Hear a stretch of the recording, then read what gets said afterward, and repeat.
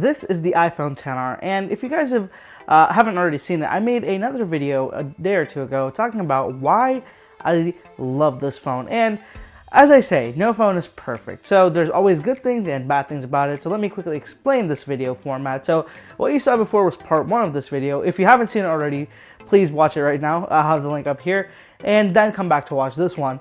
So this is the part where I talk about what's not good about the phone, what I don't like, and just generally things that can be improved. So I just want to make it clear that I don't hate this phone. It's not like I don't like it. To be very honest, this is one of the hardest phones I've had to write up this list for, because I just can't think of that many things I don't like about it. It's just a really good phone all around. So without wasting any time, let's get right into it. Number 1, the problem I've had with other iPhones this year, the lack of accessories in the box. So when you open up the box, the only thing you get is a 5-watt slow charger, lightning cable, and earphones. That's it. You don't get the adapter, the lightning to headphone adapter. I'm sorry, the lightning to headphone jack adapter.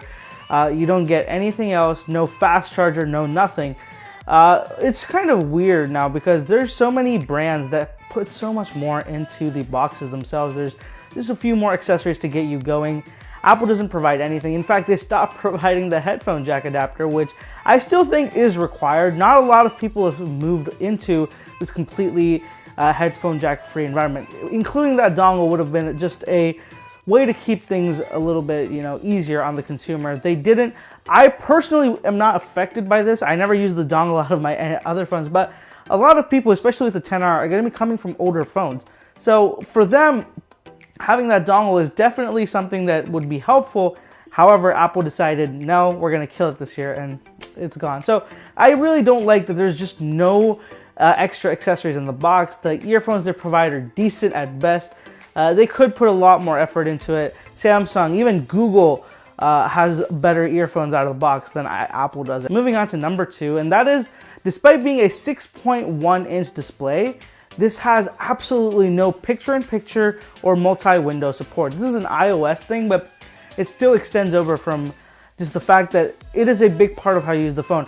Okay, I get split window. Even though I've been using Android for a while now, I've never really used split window because I still think that it's just not big enough. But one thing I do use a lot is picture-in-picture. So picture-in-picture is when you have a video or something which you can minimize into a smaller window and use another app. So that would be very helpful if you're doing emails or something and you just want that little video running on the side. I don't know why Apple has not implemented this. It's implemented on the iPads. It's very easy to bring it over to the iPhone, especially the larger display ones. The smaller ones, I understand it's not easy to, do that. But the big ones, it's definitely something they're holding back at all, I feel like. So that is something that I really don't like. Despite being large displays, they don't take advantage of it at all. Number 3, let's talk about that camera. The front camera is garbage. So I talked to you guys about the rear camera in the other video and said I loved it. But the front camera is not good. I mean, it does decent, but it is quite a cropped in image. The low lighting is terrible. Try taking a video if you have a new iPhone in low light with your front camera. It is so bad. I can't even see my face in a lowly lit room, where any other phone, OnePlus, Pixel, they all keep my face well illuminated. So it just doesn't make sense to me why the front camera of this phone is so bad. Picture quality is decent. It's nowhere as good as any of these new Android phones are. It just really sucks. The iPhone once was kind of the selfie king. People bought it because it took the best front-facing photos. But now I really think that iPhone in flagship is probably the last place when it comes to front camera performance. It just does not hit the mark at all. And on the topic of that camera app, I absolutely still hate, again, an iOS issue, that there are no settings whatsoever in the camera app. Now, I'm someone who likes to switch up taking video mode, so I like to stay in 1080, 60 sometimes. I like to go to 4K 60. Sometimes I want to mess it up and go to 24 FPS. It's just not possible. Every time you want to do that, you have to go find it all the way deeply buried in the settings menu of the phone. People have been complaining about this forever, and I absolutely don't understand why Apple can't give you a quick toggle to change at least the video recording mode on the phone. It's just so simple. You don't need to add more features, more settings in there. Just at least let me change the video mode right from the app. It's so annoying to go all the way into settings and change it. And really, by the time sometimes I do it, the shot that I was going to take probably is already gone or something. So I definitely don't like that, and I wish that moving forward we get to see this changed and get those features added into the camera app themselves. Number 5, this is a little bit nitpicky, but I think I get to be nitpicky because with Apple, they've been known for their attention to detail. A lot of people say they're perfectionists. They're not perfectionists, but they have been known for their attention to detail when it comes to design. They do put a lot of effort and time into that. At least they used to. But now this time, I can't help but feel they've kind of, it's become a little bit of a lower priority for them. So if you guys know, the iPhone XR actually does not have the lightning port, its charging port, centered on the bottom of the phone. It's not centered, it's slightly off center, which is a little bit weird because no other iPhone has ever had that. Every one of them is centered on the port. Not to mention, another thing is that with every other iPhone, they have the charge port matched to the color of your iPhone, so it doesn't look weird. It looks like it's one color.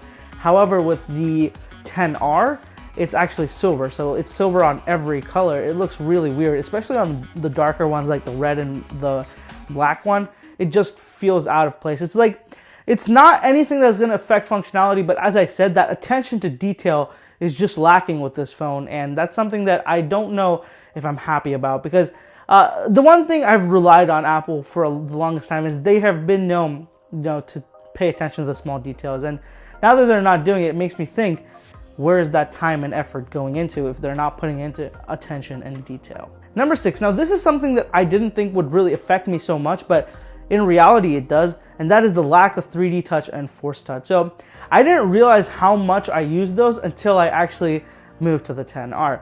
So a lot of apps, a lot of settings, a lot of things I actually started using Force Touch for, and now that they're not here, I can start noticing the where it is.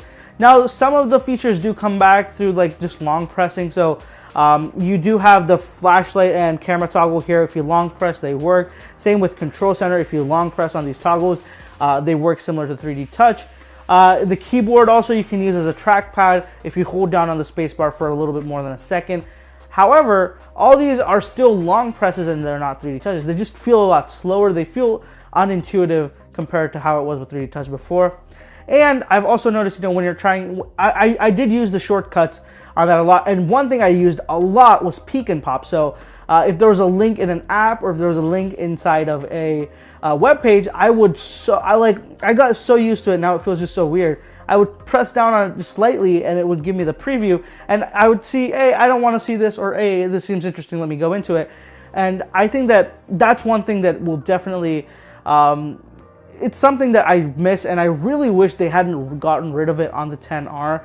I don't know why they did. I hope that it's not going away altogether for iPhones, because that's something I really love about my iPhone. The peek and pop feature is just so cool to quickly look at links, determine whether you need to deal with them or not. It's just, as I'm telling you, I've gotten so used to it that I didn't even realize how used to it I was. And wrapping it up with number 7, this is a thick boy. So this is quite thick. I think it's one of the, in recent times, one of the thickest iPhones out there. It feels chunky. The camera protrudes quite noticeably. And in the hand, it definitely feels really big. So it doesn't feel as small and compact as the XS, the 10 and 10S, but it is quite a lot. It's only 0.3 inches bigger in terms of the screen size, but it doesn't feel like it's just 0.3 inches. It just feels a lot bigger, a lot heavier, a lot thicker. And the thickness is definitely the biggest factor, more than the weight. So if there is a second generation of this phone, which I'm not sure if there will be or not, one thing I would definitely like to see Apple do is maybe try to make it a little less thick, or try to do something which it doesn't feel so bulky in the hand. I used the 10S Max and that it was quite bulky, but this feels almost on a similar level. It doesn't feel way too light compared to an iPhone 10. So I would definitely say that that's something I would look forward to in the next generation of this phone. So that rounds up the things I hate about the iPhone XR. Hate is a strong word. They're mostly dislikes. 1 or 2 was nitpicking, but the thing is, as I said, no phone is perfect, and this is my flaw with it. These are my flaws. This is what I don't like about it. I'm sure other people don't like other things, but this was my list, and I just wanted to share my experience with you guys. So let me know what you guys think. If you have a 10R, let me know what you didn't like about it. What are some things you'd like to change? I'd love to start a conversation down in the comments below. Thank you so much for watching, guys. Happy New Year. I'll catch you in the next one.